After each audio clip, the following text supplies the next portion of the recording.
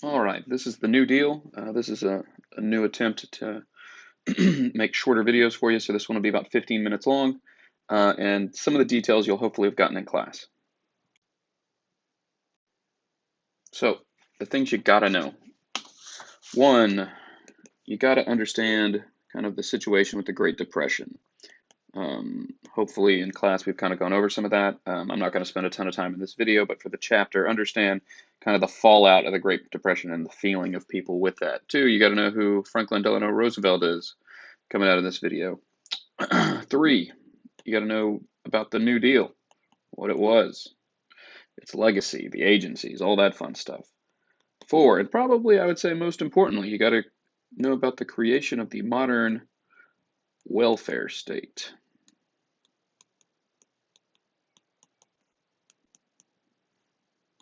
Circle that. That's a big important one. And then lastly, kind of the ideas of modern American liberalism, which I'll touch on at the end.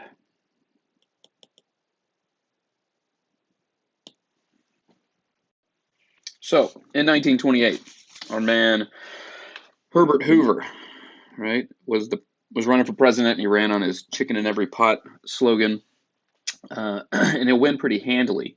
But the Great Depression hits, right, when we talked about the factors that caused that already.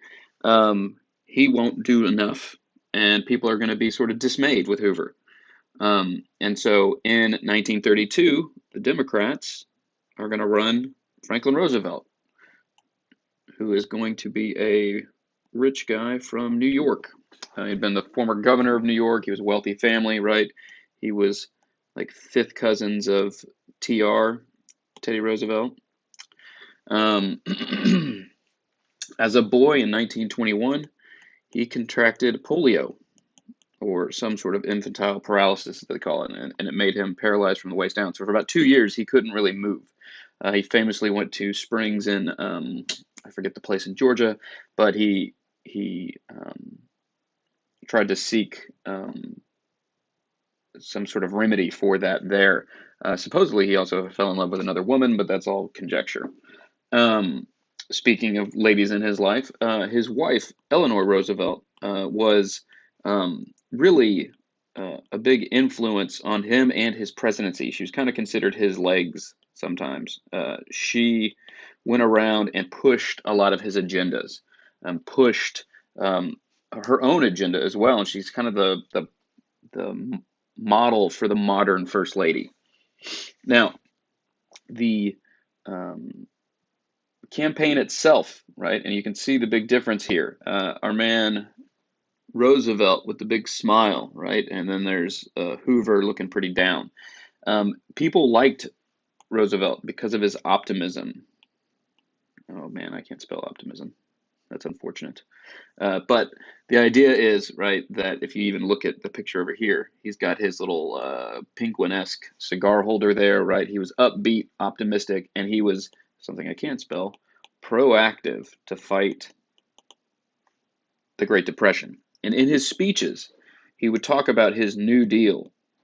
But the problem was, is initially the New Deal was very vague, and it was written by what they referred to as the Brain Trust. And this was going to be a group of college professors that came up with his sort of brand of fighting the depression with sort of active liberalism. And what this was a holdover from the Progressive era. A lot of the stuff of the Progressive era got put in on the back burner during World War I.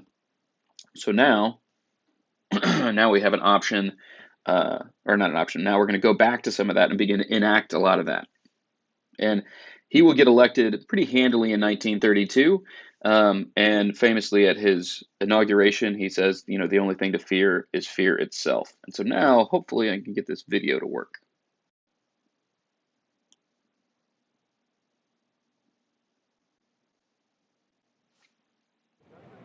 I, Franklin Delano Roosevelt, do solemnly swear that I will faithfully execute the office of One has to imagine millions of people clustered around their radio sets in towns all across the country. They don't know what to expect of this new president. He's not shown them much yet.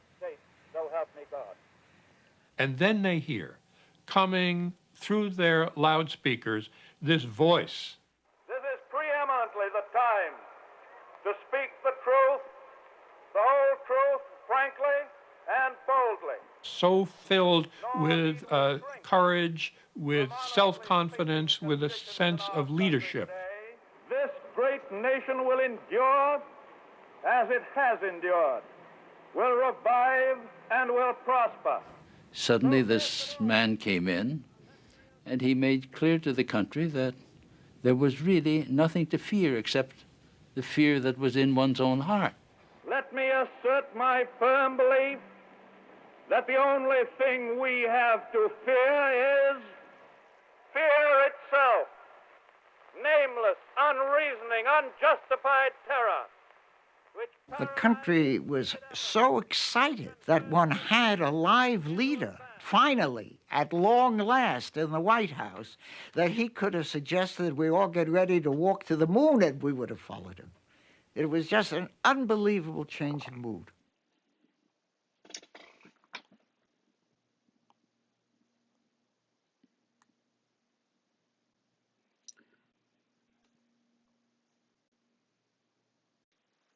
All right, so let's get into the New Deal. The New Deal, right, is basically the domestic policy of FDR to pull the economy out of the Great Depression. And it's set up with the ideas here of the 3 R's: relief, recovery, reform. Relief is really about sort of upfront, relief for individuals. Recovery was kind of getting people back to work. And reform was making changes so that it wouldn't happen again. This initial Congress is really going to be, as they refer to in your textbook, a rubber stamp, which means they are going to pass whatever FDR wants, even if it's unconstitutional, as we'll see. Now, moving on from that, right, as I said before, a lot of this was holdovers from the progressive era, and a lot of this is it's going to be rehashed from the progressive era because it got put on the back burner during World War I. Now, one of the things here, and this is a very abbreviated version here, is the first thing we're going to look at is banking reform. You might remember in your crash course video, John Green talked about how the banking system was really the thing that let down the country. You're going to get several types of banking reform, right? A lot of those are going to fall under reform, not really recovery or relief. But the first one, right, we'll talk about is the Glass-Steagall Act, right? And in that, it's going to create the old FDIC here. And the FDIC, the Federal Deposit Insurance Corporation, basically at this point would insure $200 or $2,500 in your account. And today it's up to about $100,000. And the idea is that if you have that money in your account and the bank goes under, you can use insurance to get it back. And so that way there don't need to be runs on the bank. Other acts are also going to create the Securities and Exchange Commission, and the Securities and Exchange Commission is going to help regulate the marketplace. So no insider trading, all that sort of stuff. I don't have my notes in front of me at the moment, but there was also another act that ensured the information that people received was legitimate. Now, one of the ways that this was all pushed through was by FDR here and his fireside chats. Okay, he used to address the nation over the radio, and in his chat, he would kind of like yet again push that optimism, push that we're going to get better. And he did this initially with the banking reform to talk about they had what they refer to as a bank holiday, which means they shut down the banks so that way people couldn't take their money out. And he got on the radio and said, "Hey, this is why we're doing it," right? And he also he's gonna make people sell all their gold and a lot of other economic factors that you'll read about in your book and you'll see as we go forward. But with the New Deal, we'll have banking reform, and as we'll see on the next page, we're going to have the creation of jobs, right? The creation of jobs through recovery programs like the Works Progress Administration, right? Which is going to be a lot of sort of outside manual labor jobs. That's going to be the civilian Conservation Corps, which is right here. The Works Progress guys are there. The Works Progress guys were infrastructure, right? The Civilian Conservation Corps is going to be more, what was it? Outdoorsy type things like helping the forestry department and stuff like that. The Conservation Corps in particular, right, put to work 2.5 million single men and housed them in barracks and really yet again got them going. It was a really popular thing. A lot of these programs, which we've already talked probably about in class, were designed yet again to put people back to work.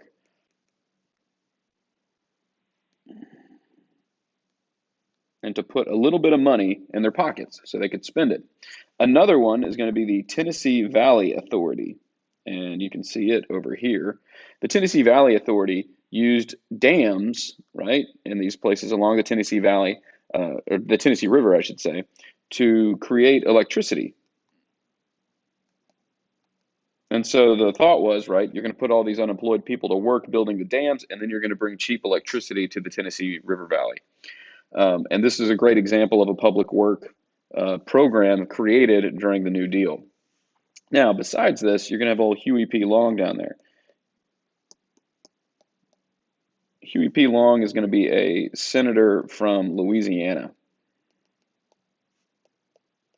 And he's going to call, sometimes your textbook will refer to him as a possible fascist, right? Because he, I misspelled that again. Whoops. But he is going to call for, basically sharing of wealth. So sometimes he also gets cast as a socialist as well. So he was going to say that every family should get $5,000 a month from the government. Back in 1932, $5,000 was a lot of money. Maybe it wasn't a month. I don't remember. You'll read about it in your textbook. But the big problem was, right, is he was pretty radical. And in being pretty radical, he became pretty popular. And unfortunately, he's going to be assassinated. And really, he was the biggest competitor to FDR during this whole time period. So I know FDR was really sweating Long. So with Long being assassinated, that really is going to take away any major competition to FDR. One of the things here that we're going to have is also the Agricultural Adjustment Act. I forgot about that, right? And this is going to help. There's a lot of acts that I forgot now that I think about it because I don't have my notes in front of me. But the Agricultural Adjustment Act is going to help set prices by limiting output. They're also going to help with farm mortgages so farmers can pay their mortgage. Another very similar thing is going to be the homeowners loan, I think it's Corp, which is the same thing. Is going to provide relief in the form of helping out with home mortgages. Now I'll go to the next slide. Now, actually, let me go back here. So the Dust Bowl, which is also in this photo right here, as you can see, is going to be the central United States from northern Texas all the way into South Dakota due to drought, high winds, and really farming techniques at the time.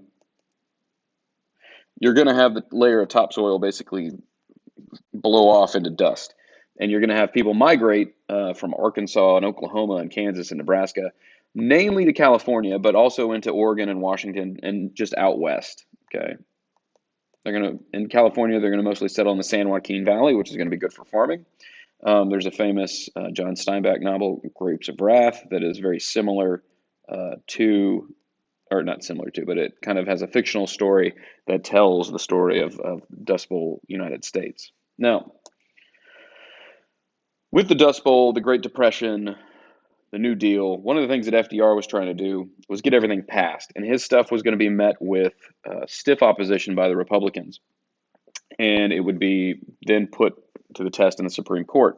So what he wanted to do was expand the court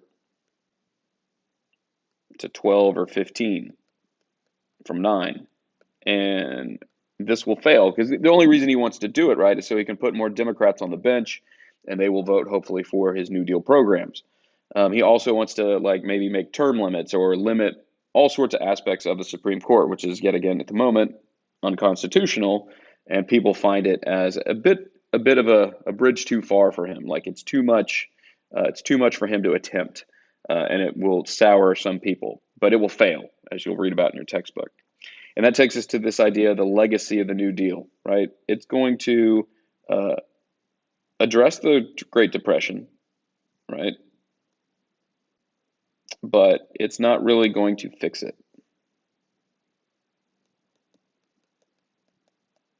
It's going to take World War II to really get us out of the Depression, all right?